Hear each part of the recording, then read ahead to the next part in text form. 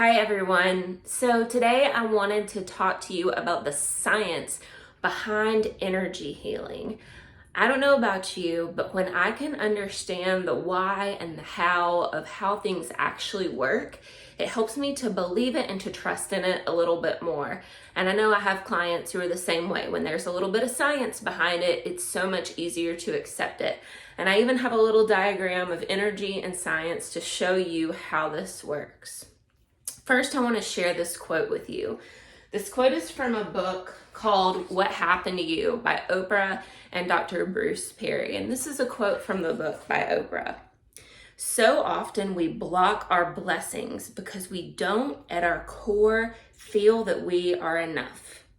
Even if you've accumulated a house full of nice things and the picture of your life fits inside a beautiful frame, if you've experienced trauma but haven't excavated it, the wounded parts of you will affect everything you've managed to build.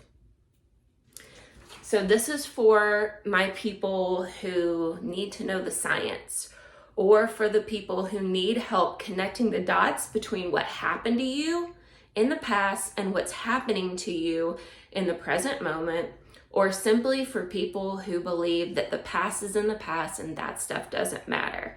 I'd like to show you how this actually works. So the first thing to understand is that everything we experience, every experience in and of itself has energy. And here's where science comes into play. There is a law, it's called the law of the conservation of energy. And this law dictates that energy cannot be created or destroyed.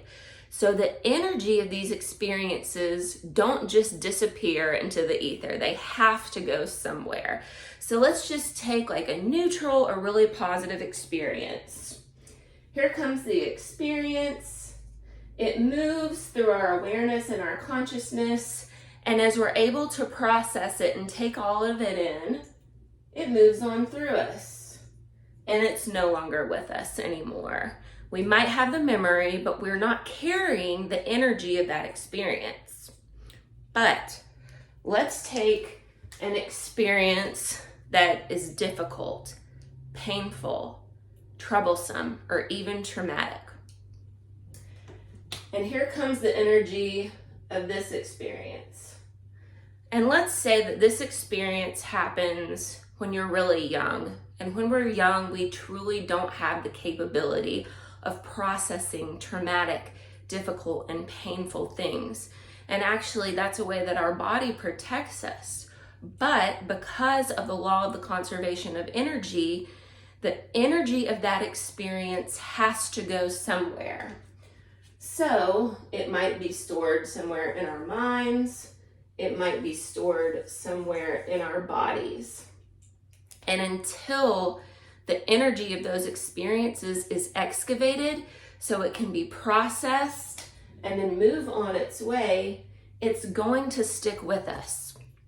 And just as that quote said, the pain of those experiences will continue to come up, even now, even in the present moment, even if it's decades later.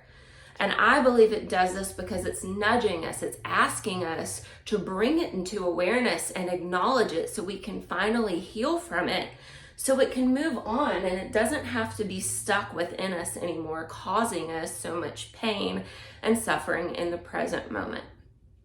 So I hope that just hearing about the law of the conservation of energy and understanding that this energy doesn't just disappear and it can't be destroyed, that you can see how excavating it is very healing because it's allowing it to move through you so you don't have to carry it with you anymore. And this is exactly the work that I do with my clients. I call myself an energy healer because I'm helping my clients excavate not just the pain of the past, but the energy of it so that they can finally heal from it and allow the energy to move through them so they're not carrying it any longer. If this is something that resonates with you and you would like help with the excavation process and you'd like to have some help building your toolkit so you can process these things, this is my niche. This is what I love to do. So please reach out. I would love to talk to you and have a deeper conversation about how I might be able to help you. And I hope that this little science lesson has been super helpful for you too.